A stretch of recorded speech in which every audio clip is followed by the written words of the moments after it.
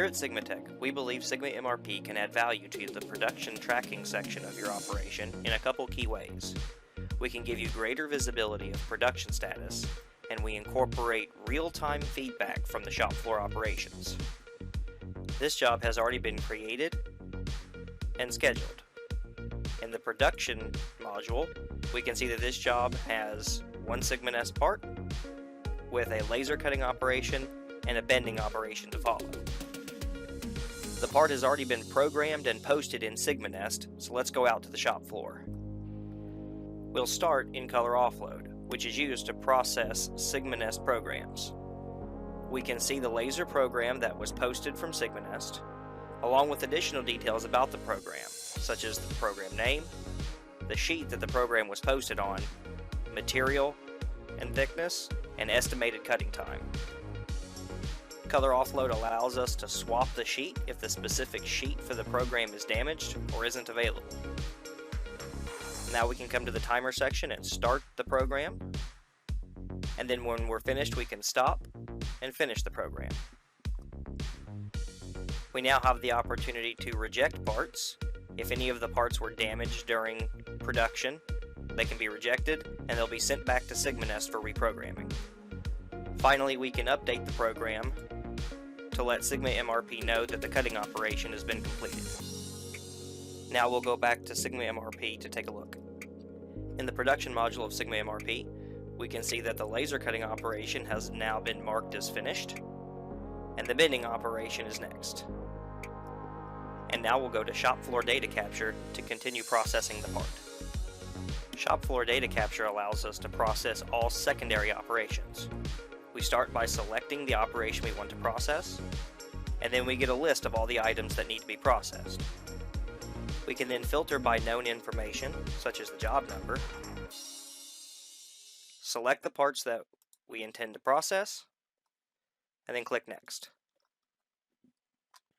We can then review and/or adjust the material that was allocated to this part, and then click Next. We then select the part that needs to be processed and start the timer. We can add any setup time that applies, and then we'll process the part. When we're finished processing the part, we can click Finish, update the quantity that we completed, and if we scrapped any, and then add any teardown time.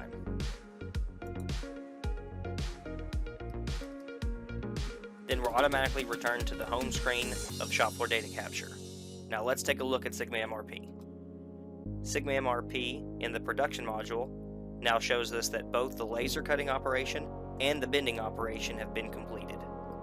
Now we can go to Sigma Shipping to create the delivery note to ship these items to the customer.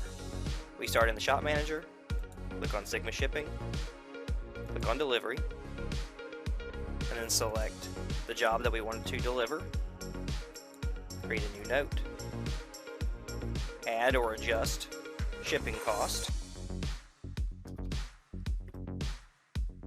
select the parts that need to be shipped, adjust the quantity of the parts being shipped if necessary, next, add any header or footer information if required. We get a overview of the delivery note. We can save the note.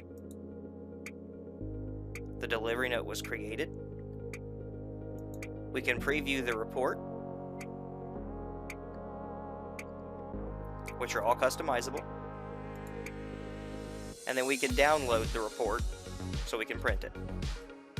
Now we can return to SigmaMRP, and we'll see the status of the job has been set to delivery since all the parts have been shipped.